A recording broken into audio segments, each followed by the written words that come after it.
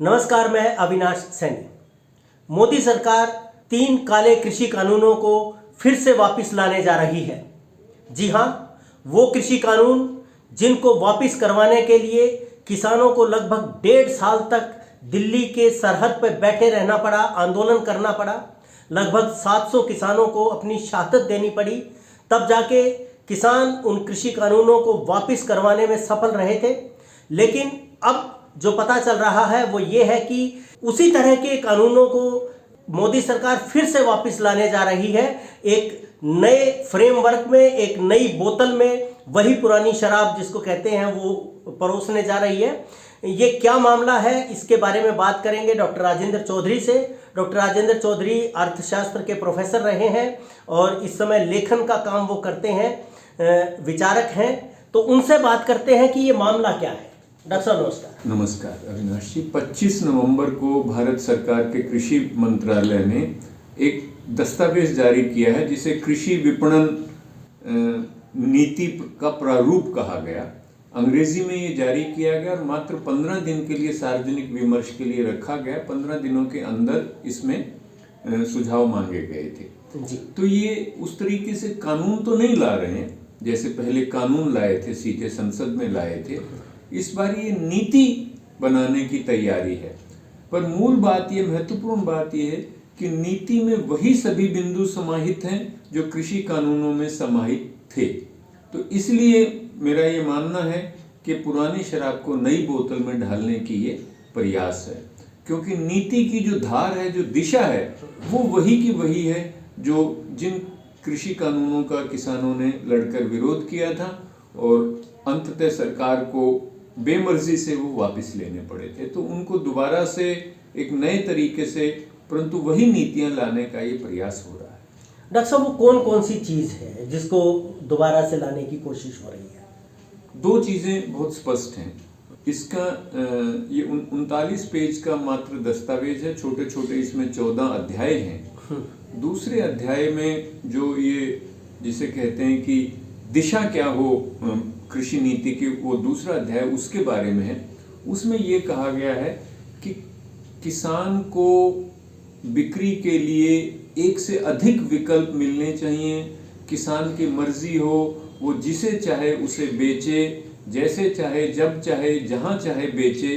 किसान को बेचने के मौके बढ़ाने के लिए ये एक तरीके से लाया गया है। अब किसान को जो मौके बढ़ाने की बात है, इसका मतलब वही है कि जो एपीएमसी मंडी एक्ट था उसे रद्द करने की बात ये दूसरे तरीके से ये हो रही है।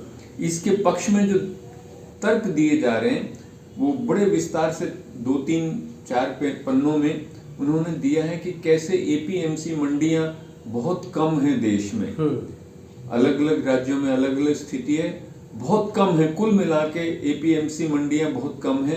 80-82 स्क्वायर किलोमीटर का एरिया शायद एक मंडी के तहत आना चाहिए, जबकि इनके हिसाब से ये आंकड़े दे के कह रहे हैं कि बहुत ज़्यादा है। अब सवाल उठता है कि देश में अगर रेगुलेटेड मंडियों की संख्या कम है तो उसे बढ़ाने की जिम्मेदारी किसकी है? बिल्कुल सरकार की है वो जिम्मेदारी। और ये जो कह रहे हैं, बार बार ये कह रहे हैं कि केवल सरकारी नहीं, निजी क्षेत्र को भी मौका मिलना चाहिए। तो जो एपीएमसी मंडी है उसमें खरीदार तो वहां भी निजी क्षेत्र हो सकता है, होता है। उसका संचालन भी मुझे लगता है सरकारी समिति नहीं करती है। उसके संचालन के लिए चुनी हुई मंडी कमेटी का प्रावधान है, जिसमें किसानों के प्रतिनिधि, जिसमें आढ़तियों के प्रतिनिधि, जिसमें खरीदारों के प्रति तीनों शामिल हो सकते हैं। एपीएमसी मंडी सरकारी मंडी नहीं है जी। एपीएमसी मंडी एक रेगुलेटेड मंडी है, मतलब वो एक सामाजिक सरकारी की निगाह में चलने वाली मंडी है। वो केवल सरकारी मंडी नहीं है जिसमें केवल सरकार ही खरीदार हो, उसमें भी निजी क्षेत्र आ सकता है, उसमें आढ़ती प्राइवेट होते ही हैं। तो एक तो ये बात है। और दूसरी बात डॉक्टर साहब ये भी है इसमें कि जो किसान को तो अब भी ये छूट है कि वो कहीं भी अपनी फसल बेच सकता है। हाँ, एपीएमसी मंडी एक्ट में किसान को अभी भी ये छूट है। इसमें जो दूसरा प्रावधान किया जा रहा है, एक अध्याय है जिसमें ये कहा है कि किसान को कीमत की अनिश्चितता कैसे खत्म हो। किसान को कीमत की अनिश्चितता, अनसर्टेनिटी खत्म करने के नाम पर कॉन्ट्रैक्ट फार्मिंग लाई जा रही है, वो उसका प्रावधान है। हाँ, एक बदलाव जरूर किया है कि कॉन्ट्रैक्ट फार्मिंग शब्द बार बार ना प्रयोग करके जगह जगह CF प्रयोग किया गया है कि CF के माध्यम से ये होगा, CF के माध्यम से ये होगा। तो ये दूसरा कृषि कानून, ये कॉन्ट्रैक्ट एक्ट वाला ही कानून था, उसके लिए प्रावधान है ये। तो मतलब वही जो 3 कृषि कानून सरकार लेके आई थी, किसानों ने जिसका विरोध किया था और विरोध के बावजूद सरकार को वो वापस लेने पड़े थे, तो उन्हीं में से चीज़ें छांट के अब कृषि बिक्री को बढ़ाने के नाम पे हाँ, ये इसको लाने की कोशिश की जा रही है। किसान को चॉइस देने के नाम पे, विकल्प देने के नाम पर ये बिल लाया गया है। परंतु इस बिल में कहीं पे भी MSP का वायदा नहीं है, MSP का जिक्र भी नहीं है। किसान को चॉइस मिले, मौका मिले, वो जिसे चाहे बेच सके, यही बातें इसमें हैं। और इसमें MSP होगी या कोई न्यूनतम ऐसी कीमत निर्धारण की प्रक्रिया होगी, वैसा कुछ भी प्रावधान नहीं है। इसकी बजाय प्रावधान ये है कि कीमत की अनिश्चितता खत्म करने के लिए, जैसे फसल बीमा योजना है, ऐसे कीमत बीमा योजना भी लाई जाए। मतलब ये भी बीमा कंपनियों के सहारे चले, ये प्रावधान। जबकि सरकार से डिमांड है किसानों की कि वो MSP लागू करे। फसल बीमा योजना भी किसानों के हित में नहीं है। जैसे चल रहा है, आंकड़े दिखा रहे हैं कि कंपनियों को फायदा हो रहा है और किसानों को नहीं मिल रहा। कीमत के लिए भी MSP का वायदा करने की बजाय या इस दिशा में कुछ भी करने की बजाय सरकार कीमत के लिए भी बीमा योजना लाने का प्रावधान इसमें किया है। डॉक्टर साहब, एक चीज और है, कृषि का जो विषय है वो राज्यों का विषय है, तो लेकिन केंद्र सरकार बार बार कृषि के क्षेत्र पे, इस विषय पे अपने कानून बना रही है। वो कैसे बनाती है, कैसे लागू करती है, क्या इसके पीछे प्रक्रिया रहती है? इसमें एक अंतर है, कृषि कानून और इसमें ये अंतर है। इसमें इस नीति के प्रारूप में ये स्वीकार किया गया है कि कृषि जो है राज्यों के अधीन क्षेत्र है और इसलिए राज्यों के मार्ग निर्देशन के तौर पर ये नीति का सुझाव दिया जा रहा है। परंतु इसको GST की तर्ज पर केंद्रीकृत करने का भी प्रयास इसमें किया गया है। वो प्रावधान भी है कि जैसे GST में एक राज्यों की कमेटी होती है और वो कमेटी मेजोरिटी से फैसले लेती है, इसमें भी राज्यों की एक कमेटी, राज्य के कृषि मंत्रियों की एक कमेटी बना के उसके द्वारा निर्णय प्रक्रिया करने का इसमें प्रावधान किया गया है। जिसका अर्थ ये है कि अगर मान लीजिए बीजेपी या केंद्रीय सरकार समर्थित राज्यों की सरकारें ज्यादा राज्यों में हैं और वो मेजोरिटी से फैसला लेती हैं, तो बाकी जो राज्य सरकारें हैं फिर उन्हें भी वो GST की तर्ज पे वो स्वीकार करना ही होगा। तो एक तरीके से वो जो राज्यों के अधिकार हैं उसे सीमित करने का भी इसमें एक प्रावधान है। तो बिल्कुल, जो अभी जो प्रावधान सरकार लेके आने जा रही है कृषि बिक्री के नाम पे, बिक्री बढ़ाने के नाम पे, उसमें जो राज्य सरकारों के जो अधीन है, कृषि का जो विषय है वो राज्य का विषय है, उस पे राज्य कानून बना सकता है, तो उसको भी सीमित करने की कोशिश की जा रही है, ये डॉक्टर साहब ने इंगित किया है। उसमें बकायदा से लिखा है कि GST की कमेटी की तर्ज पर राज्य के कृषि मंत्रियों की कमेटी बनाई जाए जिसमें निर्णय किए जाए और बहुमत से वो पास हो जाएगा। तो जो राज्य इसका विरोध करेंगे वो भी कुछ नहीं कर पाएंगे, उन्हें भी उसको लागू करना ही पड़ेगा। बिल्कुल। डॉक्टर साहब, ये जो कृषि कानून अभी आपने जिसकी बात की, ये जो प्रावधान आ रहा है, ये बिल्कुल ऐसे समय में है जब 10 महीने से जो पंजाब के किसान हैं वो हरियाणा के बॉर्डर पे बैठे हुए 10 महीनों से वो धरनारत हैं, और उसमें जो एक बड़े नेता हैं डड्डेवाल साहब, वो 25वां दिन उनका अनशन का हो गया, अमरण अनशन का, और उनकी हालत काफ़ी बुरी बताई जा रही है। इस समय पे उनकी सेहत काफ़ी ख़राब स्थिति में है। बिल्कुल ऐसे समय पे ये लेके आई है सरकार, तो क्या मंशा इसके पीछे आपको नज़र आती है? देखिए, ये तो राजनीति के ज़्यादा जानकार इसके बारे में विस्तार से बता सकते हैं। मैं तो पीछे के घटनाक्रम के बारे में ज़्यादा नहीं जानता। मैं तो इस दस्तावेज में क्या है उस पर प्रकाश डाल सकता हूँ। और मोटे तौर पे एक आम नागरिक के नाते से मैं समझता हूँ कि ये वो जिद है कि हमने जो किया था वो किसी तरीके से हमें वापस लेना पड़ा, परंतु हम उस पर अड़े हुए हैं और हम उसे वापस ला के रहेंगे।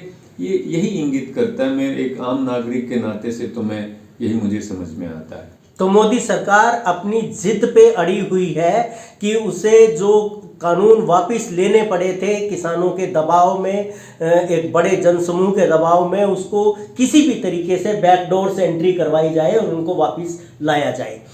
किसानों पे और ख़ासतौर पे उपभोक्ताओं पे मतलब क्या असर इनका पड़ सकता है? क्या नेगेटिव कुछ असर आपको दिखाई देता है जो प्रावधान अभी किए जा रहे हैं? देखिए, बाजार में अगर बड़ी कंपनियों की, बड़े पूंजीपति का दखल हो जाएगा, खेती पे बड़े पूंजीपतियों का दखल हो जाएगा, तो उपभोक्ता के हित में भी वो कदापि नहीं रहेगा। अंग्रेजी में एक फ्रेज है बनाना रिपब्लिक। बनाना रिपब्लिक का मतलब अफ्रीका और लैटिन अमेरिका के कुछ देशों में केले की बड़े पैमाने पे खेती होती थी और वो कुछ कंपनियां नियंत्रित करती थी। वो कंपनियां को अगर आपने, केंद्रीय सरकार भी, उन देशों की सरकार उनके खिलाफ भी कोई कार्रवाई करती थी तो कंपनियां इतनी पावरफुल थी कि वो उस सरकार को गिरा देती थी। इसलिए उन देशों को बनाना रिपब्लिक कहा गया। तो खेती जैसा उद्योग जिसमें देश की बड़ी जनसंख्या रोजगार पाती है और पूरे देश के लिए भोजन तैयार होता है, वो चंद हाथों में सीमित हो जाना न किसी के भी हित में नहीं है, न उपभोक्ताओं के हित में है, न किसानों के हित में है, न देश के हित में है। जी, एक आखिरी सवाल डॉक्टर साहब कि क्या किया जा सकता है इस तरह की चीज़ों से निपटने के लिए, पार पाने के लिए? किसानों के स्तर पे, लोगों के स्तर पे किस तरह की आप संघर्ष की बात करना चाहेंगे? सुझाव आपका क्या रहेगा? देखिए, सबसे पहली ज़रूरत तो है लोगों को इसकी जानकारी मिले। जी, सरकार ने तो वो इसे बंद कमरे में करने वाला इरादा रखा है, मात्र अंग्रेजी में ड्राफ्ट जारी किया है, जबकि आज की तारीख में गूगल ट्रांसलेट वगैरह की सुविधाएं उपलब्ध हैं, तो सरकार सारी भारतीय भाषाओं में ड्राफ्ट जारी कर सकती थी। जब और छोटे कहीं प्रधानमंत्री को उद्घाटन करता है, मुख्यमंत्री को उद्घाटन करता है, तो पूरे पेज के विज्ञापन आते हैं। तो इसके क्यों नहीं अखबारों में विज्ञापन आए कि हमने ऐसी एक कृषि विपणन नीति लाने का हमने प्रस्ताव जारी कर दिया है, कृपया उसे पढ़िए और उस पर अपनी राय दीजिए, ताकि हम देश की राय को मिला के इस पे फैसला कर सकें। क्यों नहीं सरकार ये सब काम करती है? क्योंकि सरकार नहीं कर रही है, तो जो भी जागरूक नागरिक हैं, जागरूक संगठन हैं, आप जैसे पत्रकार हैं, उनकी जिम्मेदारी बनती है कि पहली बात तो लोगों को तक ये जानकारी पहुंचाएं कि सरकार ऐसा करने जा रही है। वापस कृषि कानूनों को लाने का प्रयास है, नए तरीके से, कानून के नाम से नहीं, नीति के नाम से लाने जा रही है। तो और बाकी तो सरकार जनतंत्र है, जनतंत्र में जनता के दबाव से ही सरकारी नीतियां पे प्रभाव डाल सकता है। तो जनता को किसान संगठन, मुझे आशा है, संगठित भी करेंगे और संघर्ष भी करेंगे, उसी के माध्यम से ही रास्ता निकल सकता है। जी, अभी जो पंजाब के आंदोलनरत किसान हैं उन्होंने भी इस पे एक अपनी प्रेस कॉन्फ्रेंस की है और बयान दिया है कि इस तरह की नीति सरकार लागू कर रही है और इसमें पुराने जो काले कृषि कानून हैं उनकी वापसी दिखाई देती है। तो लगता है कि लोग जागरूक हो रहे हैं थोड़े थोड़े। बिल्कुल बिल्कुल जी, बिल्कुल। तो ये जागरूकता का मसला ज़्यादा है और जागरूकता इस तरह से कि हमारे जो अधिकार हैं, एक लोकतांत्रिक देश में रहते हुए एक नागरिक के जो अधिकार हैं, उपभोक्ता के जो अधिकार हैं, किसान के जो अधिकार हैं, कामगार के जो अधिकार हैं, वो अधिकार किस तरह से सुरक्षित रहें और जो हमारे हक है वो किस तरह से हमें मिले। तो इसी की एक कोशिश जनता के स्तर पे की जानी चाहिए और आप लोग ज़रूर इस ड्राफ्ट को देखें, इसको समझें और इसमें अपने आसपास इसके बारे में अवेयरनेस फैलाएं। तो यही आपसे कहना है डॉक्टर साहब। मैं एक और बात कहना चाहूँगा मॉनसून खराब हो जाता है, टाइम पे बारिश नहीं आती, सूखा पड़ जाता है, खेती पिच सही से नहीं हो पाती है, तो सारे उद्योग धंधे ढीले पड़ जाते हैं, अर्थव्यवस्था गिरावट में चली जाती है। मंडी में दुकान सारा दिन दुकानदार खाली बैठा रहता है, ग्राहक नहीं होता है। कृषि अर्थव्यवस्था की बुनियाद है। अब अगर उस कृषि के माध्यम से जो क्यों सूखा पड़ने पे, मानसून समय पे ना आने पे क्यों सारी अर्थव्यवस्था ढीली हो जाती है? क्योंकि लोगों के हाथ में पैसा नहीं होता, खरीद की शक्ति नहीं होती। अब खेती कंपनियों के कंट्रोल में आ जाएगी तो मुनाफा तो चंद हाथों में सीमित हो जाएगा। किसान के पास तो किसान एक मजदूर बनकर रह जाएगा और मजदूरी जैसी उसकी थोड़ी बहुत जो मजदूर को मिलता है वैसा सा ही उसे मिलेगा। तो सारे उद्योग धंधे भी प्रभावित होंगे, और सारे उद्योग धंधे प्रभावित होंगे तो ना केवल उद्योगों के मालिक प्रभावित होंगे, उन उद्योगों में काम करने वाले मजदूर ही प्रभावित होंगे। अगर मोटरसाइकिल की बिक्री कम हो जाएगी, अगर टीवी की बिक्री कम हो जाएगी, तो टीवी और मोटरसाइकिल बनाने वाली कंपनियों में काम करने वाले मजदूरों की संख्या भी कम हो जाएगी। तो कृषि का संकट केवल किसानों की बात नहीं है, पूरे उपभोक्ता आम नागरिक के हितों इससे सीधे सीधे जुड़े हुए हैं। चाहे हमें बहुत साफ साफ दिखते ना हो, पर अगर हम विचार करेंगे तो हम पाएंगे कि अगर किसान की हालत खराब होती है, खेती कुछ कंपनियों के नियंत्रण में चली जाती है, तो पूरे देश के उपभोक्ता और छोटे दुकानदार और छोटे व्यापारी सभी पर इसका विपरीत असर पड़ेगा। बिल्कुल, इसका असर हम सब पे पड़ेगा, हम सबके जीवन पे पड़ेगा, जीवन का स्तर जो है हमारा उस पे पड़ेगा। तो डॉक्टर साहब, आपका बहुत बहुत शुक्रिया इस जानकारी के लिए, और ये जानकारी आप तक पहुंची है। आप भी इसको खुद इसको इंटरनेट से देखिए कि ये नीति क्या है, कृषि विपणन नीति जो भारत सरकार लेके आने जा रही है, उसमें क्या क्या चीज़ें हैं और क्या हमारे हित में है, क्या हमारे विरुद्ध है। तो इसको हम जितना ज़्यादा समझेंगे उतना ही एक जागरूक नागरिक के तौर पे हम अपने अधिकारों के लिए संघर्ष कर पाएंगे। आपका बहुत बहुत शुक्रिया।